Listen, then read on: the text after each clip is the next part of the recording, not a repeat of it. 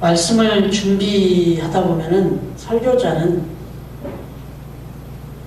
뭘 보나 들으나 맨 다 설교 생각으로만 이렇게 연결이 되지 않습니까? 제가 이제 주일 설교를 마치고 월요일을 지나면서 이제 수요일 설교를 또 묵상을 이렇게 하는데 설교 제목이 나는 날마다 죽노라라는 제목이었습니다. 그렇게 이제 말씀을 준비하면서 묵상하고 이렇게 있는 중에 어제 문자로 부고 소식이 하나 왔어요. 근데 그 부고 소식은 다름이 아닌 바로 저하고 같은 나이에 또 같은 날 목사 안수를 받은 동기 목사님이 하나님의 부르심을 받았다 하는 그런 부고 소식이었어요. 불과 한 달 전까지 제가 통화도 하고 요즘 조금 바빠서 만나지 못했을 뿐인데 아주 또 가깝게 지냈던 그런 목사님인데 그래서 저는 부모님 부고 소식인 줄 알았어요. 그래서 부모님이 떠나셨나 보다. 근데 아무래도 잘못 본 것 같아서 다시 보니까 동기 목사님이 소천한 거예요. 이게 다른 부고 소식하고 많이 다르더라고요. 그래서 많이 또 마음에 좀 잡잡함이 있었습니다. 사실은 물론 하나님의 부르심을 받은 것에 대한 이 부분에 대해서는 의심이 없지만 좀 준비되지 않은 그런 이별이어서 너무 좀 마음이 그랬습니다. 그래서 고민하다가 결국 오늘 이제 노회에서는 3시에 그 발인 예배가 입관 예배가 있는데 저는 그 전에 먼저 갔어요. 그래서 동기들이 모여서 먼저 위로 예배를 드렸습니다. 그래서 그 먼저 가서 좀 그곳에 좀 더 있다가 그러다가 왔는데 여러 이야기 할 수는 없고요. 참 이 죽음의 문제가 이렇게 멀리 있는 것이 아닌데 늘 이렇게 또 마치 저는 아직은 조금 순번이 많이 있는 것처럼 이렇게 생각하고 살지 않았나 이런 생각도 해보게 되고요. 예. 저희 사모도 오늘은 처음으로 그런 얘기를 했다고 아까 얘기했지만 당신도 조심하세요 이렇게 얘기를 하던데 처음 그런 얘기 들었어요 저보고. 예.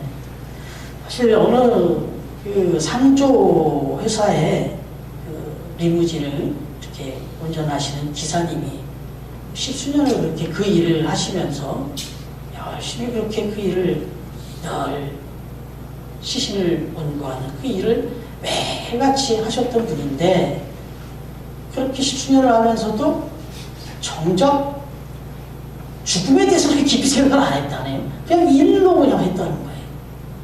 그러던 어느 날 퇴근을 하다가 이렇게 횡단보도를 건너려고 하는데 횡단보도가 탁 펴져서 건너려고 하는데 이쪽 골목에서 나오는 차가 그냥 급히 우회전을 그냥 휙 돌아오면서 횡단보도 앞으로 확 나가는데 그냥 앞으로 거의 뭐 코 앞으로 휙 지나갔다는 거예요.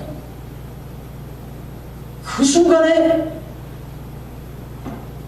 죽는구나는 생각이 들었다는 거예요. 자기가 10수년을 그렇게 시신을 운구하고 그렇게 장례를 수도 없이 장례식장 그걸 매일같이 해가면서도 죽음에 대해서 별 생각을 안 하고 살았구나. 죽음이 그렇게 확 있는데도 늘 보면서 지내면서도 그랬구나 하는 생각을 했다 하는 이야기를 들은 적이 있습니다. 여러분은 어떻습니까? 조지 버나드 쇼라고 하는 영국의 유명한 저널리스트이면서 소설가이면서 극작가이면서 또 1925년에는 노벨 문학상까지 수상했던 아주 유명한 작가. 이분이 1950년에 별세할 때 나이가 94세였다고 전해집니다. 그럼에도 불구하고 이분의 묘비명이 아주 유명하죠. 아마 한 번쯤 들어보셨을 텐데 그분 묘비에 실제로 이렇게 쓰여 있습니다. 우물쭈물하다가 내 이럴 줄 알았다. 이렇게 써놨단 말이죠. 여러분 94세면 그렇게 빨리 돌아가신 건 아니잖아요. 그런 분인데도 불구하고 그 94년의 인생이 우물쭈물하니까 지나가 버렸다. 너무 빠르게 지나가 버렸다. 이렇게 죽음이 빨리 내 앞에 다가올 줄 몰랐다, 이런 얘기입니다. 우물쭈물하다가 내가 이럴 줄 알았다.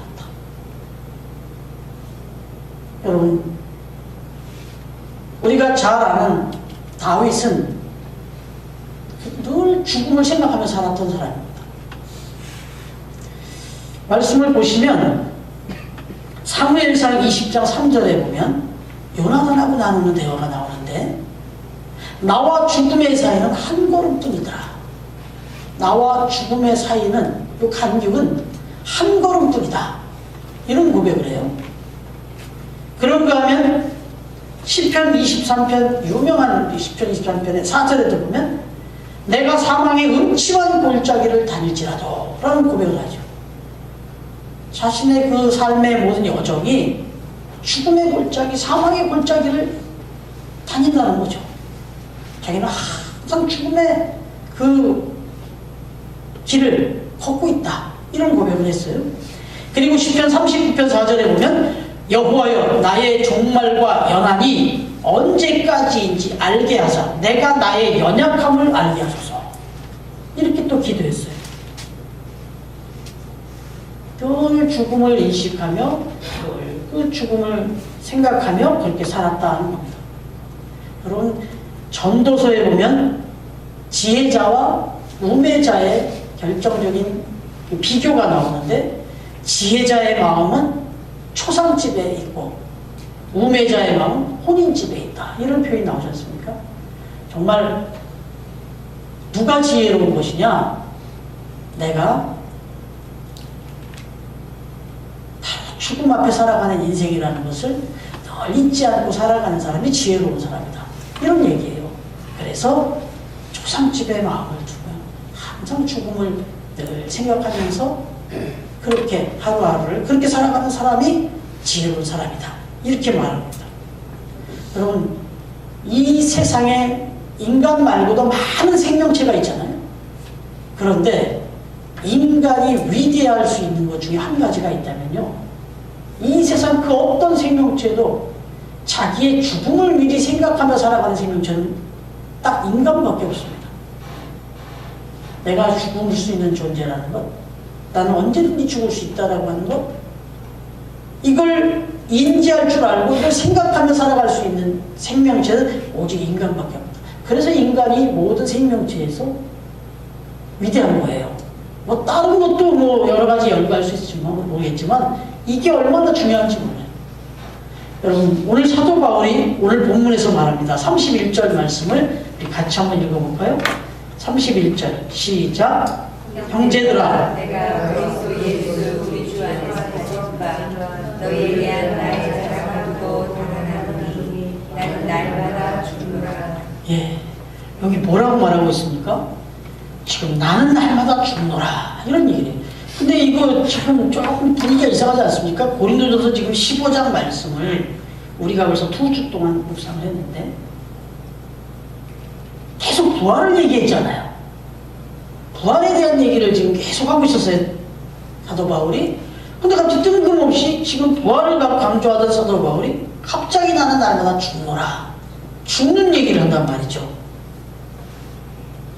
여러분, 사도 바울은 사실 실제로 그의 인생, 아니 그의 삶의 여정을 쫙 압축해보면 죽음의 길이었어요. 특히나 예수 그리스도를 영접한 이후에, 주님을 만난 이후부터 그의 인생은 죽음의 길이었습니다. 우리 다른 표현을 하면 십자가의 길이에요. 고린도후서 11장 23절부터 27절 한번 찾아보시겠습니까? 뒤로, 고린도전서에서 뒤로 넘어가셔서 고린도후서 11장 23절부터 27절까지.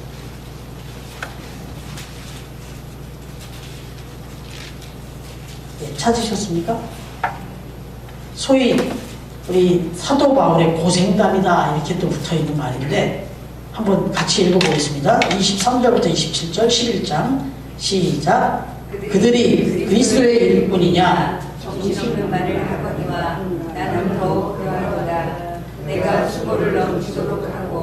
옥에 갇히기도 더 많이 하고 매도 수 없이 많고 여러 번 죽을 뻔하였으니 유대인들에게 40에서 하나 감한 대를 5번 맞았으며 3번 태장으로 맞고 1번 돌로 맞고 3번 파손하고 일주야를 기품에서 지냈으며 여러 번 여행하면서 강의 위험과 강도의 위험과 동족의 위험과 이방인의 위험과 시대의 위험과 광야의 위험과 바다의 위험과 거짓 형제 중의 위험을 당하고 또 수고하며 애쓰고 여러 번 자지 못하고 줄이며 목마르고 여러 번 굶고 춥고 헐벗었노라.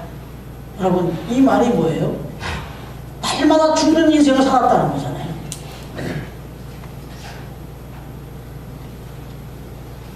오늘 29절과 39절에도 이렇게 말합니다. 만일 죽은 자들이 도무지 다시 살아나지 못하면 죽은 자들을 위하여 세례를 받는 자들이 무엇을 하게 되냐? 어찌하여 그들을 위하여 세례를 받느냐? 또 어찌하여 우리가 언제나 위협을 무릅쓰리요? 근데 여러분, 이 말씀 이전에 먼저 생각해 드릴 것은 사도 바울은 그야말로 죽음의 현장 속에 살았습니다. 그런데 나는 날마다 죽노라 라고 하는 이 말 속에서 우리가 느끼는 것처럼 자기가 자초합니다. 나는 죽음의 삶을 살았다 이겁니다. 누가 지금 이렇게 고린도후서 11장 고백처럼 이렇게 살라고 누가 강요한 거 아니잖아요. 그런데 사도 바울은 이런 삶을 살았습니다. 이런 죽음이 날마다 엄습해 오는 길을 자기가 자초해서 그 길로 걸어가면서 살았습니다. 나는 날마다 죽노라. 그럼 가고. 그런데 29절부터 30절 오늘 말씀한 것처럼 어찌하여 그들이 위하여 세례를 받느냐? 또 어찌하여 우리가 언제나 위험을 무릅쓰리요? 이렇게 얘기를 하는데, 특별히 죽은 자들 위하여 세례를 받는 자들이 무엇을 하겠느냐? 이런 얘기를 나오는데, 이건 그 당시 상황을 좀 이해해야 되는데, 죽은 자들이 도무지 살아나지 못하면 죽은 자들을 위하여 세례를 받는 자들이 무슨 의미가 있느냐? 죽은 자들을 위해서 세례를 받는다. 이게 무슨 말일까요? 당시에 죽은 자들을 위해서 산 자들이 대신 세례를 받아주는 그런 의식이 있었다는 거예요. 그러면 그 죽은 자들이 또 다시 한번 기회를 얻어서 구원을 얻을 수 있는 길도 있다, 이렇게 생각했던 거예요. 이게 여기서부터 조금 더 발전된 게 캐톨릭이 이렇게 말씀드린 연옥설이라는 이름 아니에요. 그래서 산 자가 죽은 자의 죄값을 대신 지불해주면 죽은 자의 죄가 사해져서 그 죽은 자도 천국에 갈 수 있다. 이렇게 또 이제 이 교리가 변질되기도 했는데, 어찌됐든 이 당시에 이런 일들이 있었다는 거예요. 산 자가 죽은 자를 대신해서 세례를 받아주는 그런 의식이 있을 때, 그걸 이제 지금 그걸 인정한다는 의미가 아니라 그런 것들이 있는데, 그게 무슨 의미가 있겠느냐? 구원의 상징적 표시로 조상이 믿지 않고 죽었을 때 대신 세례를 받아서 그를 살려주는 의식이 있었기 때문에 한 말이다, 이런 얘기예요. 이 말의 진의는 만일 죽은 자들이 부활이 없다면 내가 무엇 때문에 세례를 받겠느냐, 이런 얘기죠. 그래서 세례는 생각해보면 예수님과 연합을 해서 예수님과 함께 연합하면서, 다시 말하면 예수님의 죽음과 함께 같이 죽고, 다시 말하면 예수님이 죄를 다 짊어지고 죽으신 것으로 같이 우리도 함께 죽음으로 우리의 모든 죄악의 문제도 같이 죽이고, 그리고 다시 부활하셔서 의의 몸으로 살아나신 것처럼 우리도 또 다시 새로운 그런 의의 몸을 입고 거듭나서 또 부활하는 이 부분을 이제 연결해서 말씀하고 있는 거예요. 그래서 예수의 죽음을 이제 이 얘기 연합해서 부활 영생을 얻는 것을 대해서 말하는 건데, 만약에 내가 예수님께서 죽었다가 다시 사는 부활 생명에 대한 약속이 없다면, 그런 믿음이 없다면 무엇 때문에 세례를 받겠느냐? 이건 어리석은 행위가 아니겠느냐? 그러나 우리는 분명히 세례를 통해서 예수님과 함께 이제 부활 생명에 속하게 되고 승리의 약속을 얻었기 때문에 이런 죽음의 위협을 무릅쓰고도 우리가 살아가고 있는 것이다. 사도 바울이 그렇게 날마다 죽음의 길로 걸어가며 그렇게 기꺼이 나는 날마다 죽노라 하는 그런 신앙으로 살 수 있었던 것은, 그렇게 같이 기꺼이 죽음의 길을 가는 동안 결국은 그것이 사는 길이라기 때문에 그렇게 한다, 이런 말씀인 거예요. 그래서 오늘 32절 말씀해 보니까 이렇게 말씀하고 있습니다. 같이 한번 더 읽겠습니다. 오늘 본문 32절 시작. 내가 사람의 방법으로 에베소에서 맹수와 더불어 싸웠다면 내게 무슨 유익이 있으리요?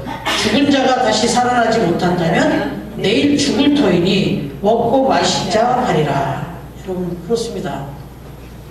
자기가 에베소에 있는 약한 자들과 악한 자들과 함께 싸워 복음으로 승리할 수 있었던 것은 부활에 대한 소망 때문이지 내가 먹고 살려고 그렇게 내 생업을 위해서 그렇게 싸운 것은 아니었다. 이런 얘기예요. 여러분 우리에게 주어진 삶의 현장에서 우리의 삶의 현장에서 생활의 현장에서 정말 무한 경쟁 시대를 우리가 살아간다고 하는데 좀 세상 표현으로 피 터지도록 그렇게 싸우면서 경쟁을 하며 살아가는 이 이유가 적어도 사도 바울의 이 고백대로 얘기하자면 잘 먹고 잘 살기 위해서 그렇게 더 많은 것 취하고 더 많은 것 누리기 위해서 그렇게 싸우고 사는 것 그게 아니어야 된다는 거예요. 오직 하나님의 영광을 위해서 주님의 영광을 위해서 그래서 우리에게 주어질 그 부활 생명에 대한 보장 때문에 우리는 오늘도 그렇게 사는 것이다. 이렇게 지금 말하고 있는 거죠. 여러분은 오늘 하루 또 우리 삶의 현장에서 열심히 나름대로 최선을 다해 살았을 줄 압니다. 또 때로는 본의 아니게 경쟁도 하고 또 더 심하게는 저 상대가 좀 망해야 내가 또 흥하고 내가 상대를 좀 밟고 올라가야 또 내가 살 수 있고 이런 경쟁의 사회 속에서 우리가 또 오늘 하루도 살았는데 혹시 그렇게까지 상대를 누르고 그렇게까지 내 온 몸과 모든 것을 다 바쳐서 그렇게 열심히 사는 그 삶의 목적이 무엇이냐는 거죠. 그렇게 해서 모으고 쌓아서 그 목적이 결국 뭐냐 이거예요. 오늘 사도 바울은 적어도 그것이 부활에 대한 소망, 하나님의 영광을 향한 소망, 아니 이 땅에서 나에게 주어진 삶의 소명을 이루기 위한 싸움이어야 되겠다 하는 겁니다. 그래서 오늘 나는 날마다 죽는다라고 하는 이 말씀 속에서는요 불가피한 싸움을 전제로 하고 있는 겁니다. 영적 투쟁을 말하고 있는 건데 디모데후서 4장 7절부터 8절에 보니까 나는 선한 싸움을 싸우고 나의 달려갈 길을 마치고 믿음을 지켰으니 이제 후로는 나를 위하여 의의 면류관이 예비되었으므로 주 곧 의로우신 재판장이 그날에 내게 주실 것이며 내게만 아니라 주의 나타내심을 사모하는 모든 자에게 되리라. 이렇게 말씀하고 있습니다. 결국 우리는 이 땅에 살아가는 동안 불가피한 싸움을 싸워야 되는데 그 싸움은 선한 싸움이어야 한다. 이런 얘기입니다.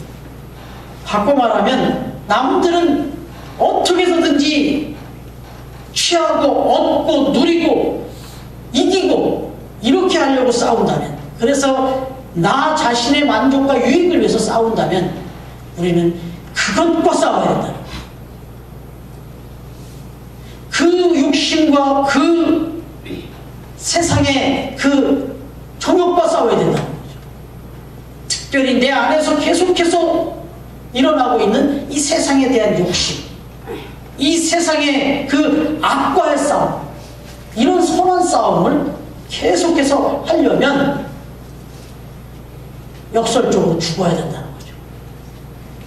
내 안에서 이게 계속 살아있는 한, 이 세상에 대한 욕망과 세상에 대한 욕구가 살아있는 한 이거 이길 수가 없는 거예요. 선한 싸움에서.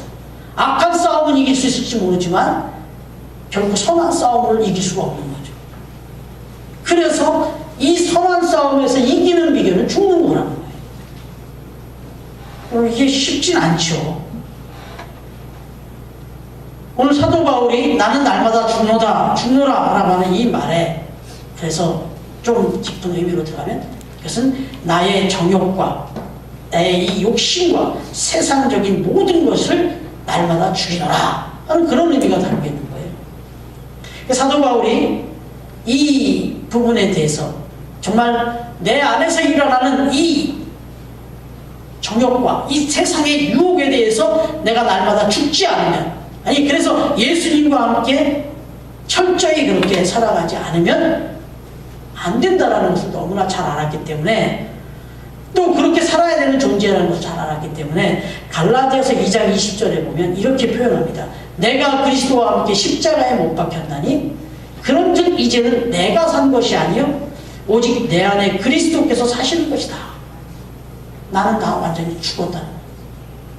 이제 내가 육체 가운데 사는 것은 나를 사랑하사 나를 위하여 자기 자신을 버리신 하나님의 아들을 믿는 믿음 안에서 사는 것이다. 이렇게 말합니다.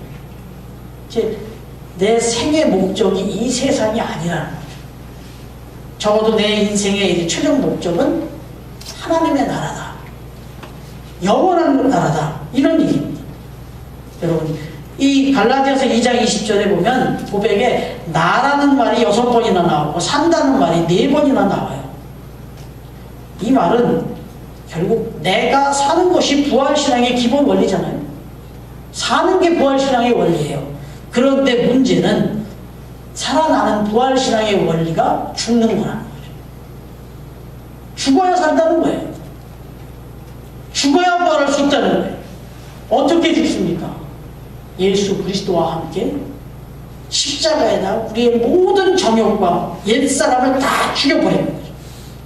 그리고 새로운 마음, 새 사람, 새로운 가치관으로 그렇게 살아나야 된다. 아니 그렇게 살아가야 된다는 거죠. 그래서 예수님께서 말씀하시잖아요. 누구든지 나를 따라오려거든 자기를 부인하고 자기 십자가를 지고 나를 따르라. 십자가를 지라는 얘기는 뭐예요? 십자가는 죽음이지 않습니까? 죽음을 가지고 따라. 항상 죽은 자처럼 나를 따르라. 죽음을 각오하고 나를 따르라. 이렇게 말하고 있는 거죠. 여러분, 우리가 살기 위해서 우리 막 먹잖아요. 살기 위해서 먹는 거예요, 사실은. 근데 진짜 살려면 또 안 먹어야 돼요. 그렇지 않습니까? 오늘 우리 저녁 식사를 한마요 보사님이 너무 맛있게 준비를 해주셔가지고 우리 전사님도 과식을 하시고 저도 과식하고 우리 김은자 집사님은 일주일 동안 이제 안 먹어도 되겠다고 그러는데 제가 농담으로 그러시면 안 된다는 말씀을 드렸지만 그 말 속에 또 사실 생각해보면 의미가 있다 생각했어요. 살려고 먹었지만 살기 위해서 내일부터 안 먹어야 되는 거예요. 또. 너무 많이 먹었는데 또 많이 먹으면 죽어요. 여러분, 역설적이지만 살기 위해서 안 먹어야 돼요. 살기 위해서 먹어야 되지만 살기 위해서 안 먹어야 되는 거예요. 여러분, 때로는 이게 뭘 의미해요? 때로는 많은 것들을 절제하고 많은 것들을 포기하고 많은 것들을 버려야만 삽니다. 공부하는 아이들도 버리고 죽여야 돼요. 자기 안에서 일어나는 자기와의 싸움에서 게으름도 죽여버려야 되고 순간순간 그 놀고 싶은 욕구도 죽여버려야 돼요. 그거 버리지 못하고 그거 죽이지 못하면 공부 못하죠. 할 수 없죠. 그럼 직장생활 샐러리맨들의 애환이 뭡니까? 그 직장에 들어가서 자기 감정을 그대로 가지고 자기의 그 욕망을 그대로 가지고 직장생활하면 직장생활 안 되죠. 자기의 욕망도 죽여야 되고 자기의 그 감정도 죽여야 됩니다. 그래야만 정상적인 직장생활을 할 수가 있는 거죠. 여러분, 부부가 하나가 되어서 행복하고 건강한 가정을 이루기 위해서는 서로 죽어야 됩니다. 그렇지 않습니까? 적어도 부부가 하나가 돼서 행복하고 건강한 가정을 이루기 위해서는 죽어야 돼요. 서로 둘 다 똑같이 살아있으면 쌍둥이도 똑같을 수가 없는데 어떻게 20년, 30년을 각각 다른 환경에 살다가 만난 부부가 언제나 똑같은 생각, 언제나 똑같은 마음을 가질 수 있겠습니까? 당연히 부딪힐 수밖에 없는데 서로 그런 부분들을 죽이지 않으면 이건 끝나는 거예요. 그래서 부부는 1+1은 1이어야 되는 거잖아요. 부부가 1+1이 그대로 2가 돼버리면 그냥 안 되죠. 저는 가끔 안타까운 부분이 이렇게 주위의 분들을 만나보면 또 제 가까운 친구 중에도 결혼을 참 잘했어요. 아주 경제적으로도 넉넉한 가정이에요. 그런데 가만히 보니까 너무 힘들게 살아요. 알고 봤더니 1+1은 2예요, 그 가정이. 결혼을 했는데 여전히 부인과 남편이 통장이 따로 있어요. 그래서 네 돈, 내 돈이에요. 자녀의 교육도 여기까지는 당신이 하고 여기는 내가, 생활비는 내가 하고 교육비는 뭐 이렇게 뭐 얘기를 듣다 보니까 이게 지금 이해가 잘 안 되는 거예요, 저로서. 그럼 제가 좀 잘못된 생각을 갖고 있습니까? 부부가 하나가 됐는데 어떻게 통장이 따로 따로고 네 돈 내 돈이고 지금 남편이 얼마를 벌어서 어떻게 사는지, 아내가 무슨 돈을 어떻게 사는지, 아내가 남편 빚을 갚아줬다고 그러고 뭐 이런 얘기들을 뭐 시끄럽고 할 때는 이게 도대체 뭔가 싶어요. 여전히 내 것이 그냥 살아있어요. 이러면 이게 어떻게 부부예요? 이게 어떻게 행복하고 건강한 가정을 이룰 수 있어요? 이 가정이 살기 위해서는 하나가 돼야 되는 거죠.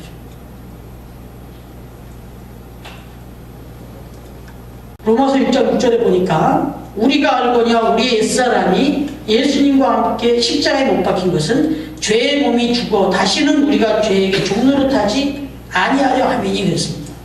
옛사람이 죽고 이제 사는 것은 내가 아니라 새로운 내가 사는 것이다. 새 사람이 사는 것이다. 이렇게 말합니다. 그럼 우리는 죄에 대해서는 죽은 자, 과거에 대해서는 죽은 자, 욕심에 대해서는 죽은 자, 세상 욕심에 대해서는 죽은 자, 그리고 하나님의 나라, 천국에 대한 소망, 이 욕심으로 살아야 되지 않겠냐는 거죠. 이게 바로 날마다 죽노라라고 하고 고백하는 다윗의 고백에 담긴 또 의미의 말씀입니다. 그런데 여러분, 왜 이게 날마다 죽어야 됩니까? 왜 날마다 죽어야 됩니까? 옛사람에 대해서 죽었으면 끝났지. 한번 죽었으면 죽은 거지. 이게 왜 날마다 죽어야 됩니까? 이게 날마다 살아나니까. 어제까지 내가 단단히 마음을 먹고 결단하고 그 욕심을 다 죽이고 버렸는데 오늘 눈 떠보니까 또 생긴단 말이죠. 그래서 날마다 죽여야 된다. 여러분, 오늘 우리가 이렇게 말씀을 듣고 함께 결단하고 공감하시고 그래, 내 안에 욕심과 내 모든 세상의 욕망들이 조금 살아있었던 걸 죽여야지. 이제 나는 죽였어 하고 돌아서면 다른 분은 문 나서 문 딱 나서면서부터 또 살아납니다. 내일 아침 되면 다시 또 아주 또 이렇게 살아날 수 있다는 거예요. 그래서 사도 바울은 날마다 죽는다고 그랬어요. 여러분, 오늘 말씀에 보니까 나는 날마다 죽노라는 말씀 속에 한 가지 더 좀 깊은 의미를 담고 있는데 고린도 후서 5장 8절에서 이 부분이 나옵니다. 우리가 담대하여 원하는 바는 차라리 몸을 떠나 주와 함께 있는 그것이라. 차라리 몸을 떠나서 주와 함께 있는 그것이라. 이건 죽음에 대한 사고입니다. 그냥 마지못해서 어쩔 수 없이 그냥 어쩔 수 없이 죽을 수밖에 없어서, 그래서 죽으니까 천국을 생각하는 게 아니라 천국을 사모하는 거예요. 하나님의 나라를 간절히 사모하기 때문에 이거 다 시시하게 여기고 다 버리는 거예요. 죽는 게 막 괴로운 게 아니라 이 사모함 때문에 막 적극적으로 죽는 거예요. 그런 뜻을 담고 있는 겁니다. 사도 바울은 지금 그런 마음으로, 아주 기쁜 마음으로 그렇게 지금 천국을 사모하고 있는 거예요. 전에 말씀드렸잖아요. 어느 부흥사 강사가 여러분들 천국을 정말 사모하십니까? 예, 아멘. 천국 가고 싶은 사람 손들어. 다 손들어. 지금 가고 싶은 손들어. 그러니까 아무도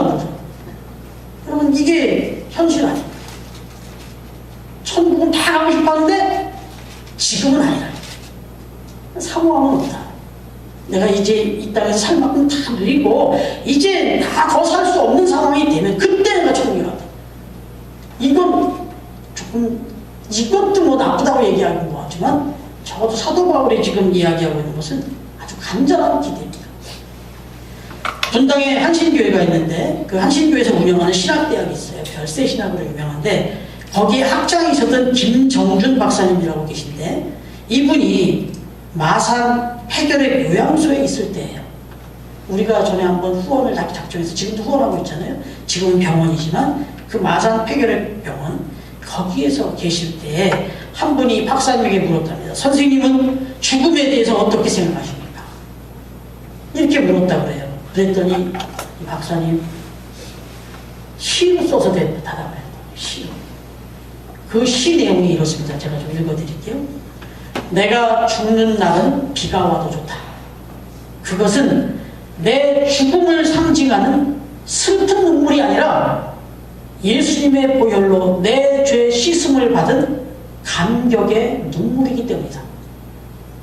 내가 죽는 날은 바람이 불어도 좋다. 그것은 내 모든 이 세상의 시름을 없이 하고 하늘나라 올라가는 내 길을 준비함이기 때문이다. 내가 죽는 날은 눈이 부시도록 햇빛이 비추어도 좋다. 그것은 영광의 주님 품에 안긴 내 얼굴의 광채를 보여주니라. 내가 죽는 시간은 밤이 되어도 좋다. 캄캄한 하늘이 내 죽음이라면 거기 캄캄한 밤하늘에 빛나는 별의 광채는 새 하늘에 옮겨진 내 눈동자이리라. 오, 내가 죽는 날 나를 완전히 주님의 것으로 부르시는 날 나는 이 날이 오기를 기다리노라. 이 시로 이미 써놨던 시로 대답을 했다는 거죠. 여러분 그렇습니다. 우리가 인생을 살아가다 보면 날마다 죽는다는 것 이거 쉽지 않지만 그러나 적어도 우리 믿음의 사람들이라면 신앙이 깊어지면 깊어질수록 이 땅에서 잘 살아야 되겠지만 정말 이 죽음을 사모할 수 있는 것까지 나갈 수 있다면 이 세상 삶이 얼마나 담대해지겠습니까? 그리고 또 얼마나 고귀해지겠습니까?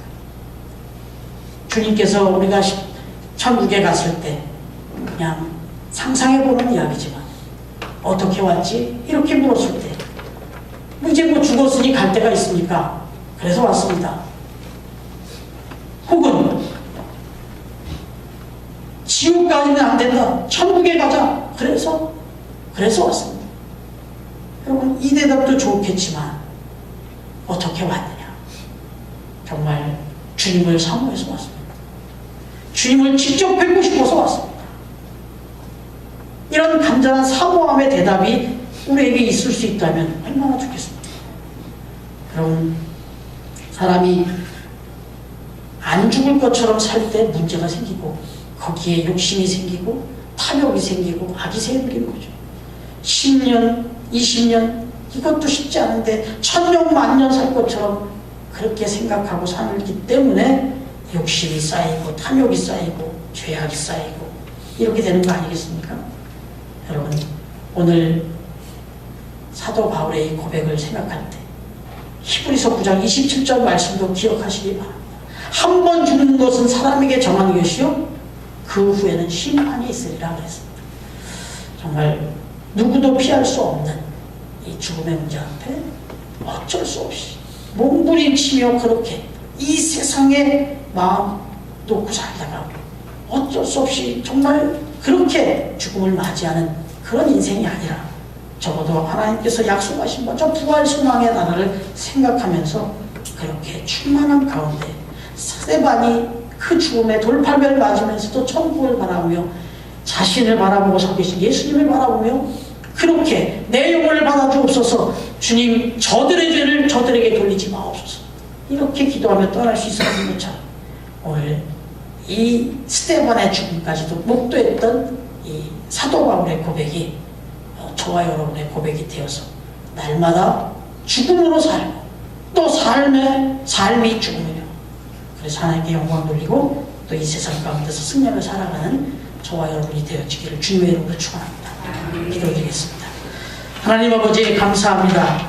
오늘 이 저녁 저희들에게 또 귀하고 복된 밤 허락하시고 또 하나님 앞에서 주신 말씀을 묵상합니다. 오늘 우리가 어떻게 살 것인가를 고민할 때 무엇보다도 또 우리가 과연 주님 앞에 어떻게 설 것인가를 늘 생각하며 또나 뗄래야 뗄 수 없는 이 죽음의 문제를 정말 소망 가운데 우리가 맞이할 수 있는 우리 모두 믿음의 사람들 되게 하여 주옵소서. 감사드리며 예수님의 이름으로 기도드립니다. 아멘. 같이 찬양 한 장 더 마저 드리고 주님께서 가르쳐주기로 3일절 예배를 마치겠습니다. 298장 찬양입니다. 전송 298장 찬양입니다.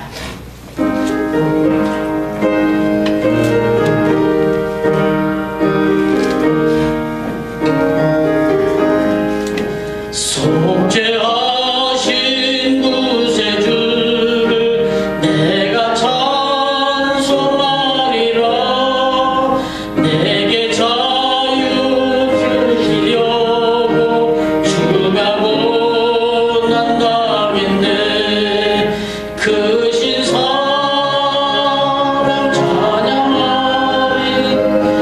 나의 죄 사하려고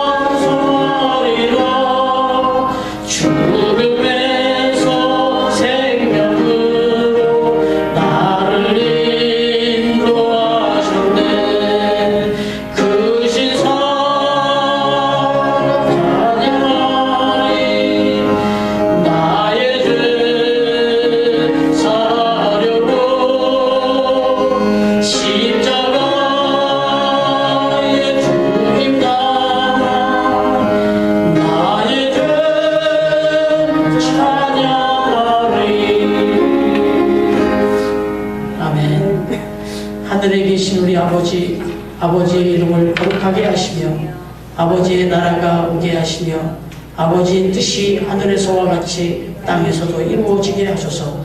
오늘 우리에게 일용할 양식을 주시고 우리가 우리에게 잘못한 사람을 용서하여 준 것 같이 우리 죄를 용서하여 주시고 우리를 시험에 빠지지 않게 하시고 악에서 구하소서. 나라와 권능과 영광이 영원히 아버지의 것입니다. 아멘.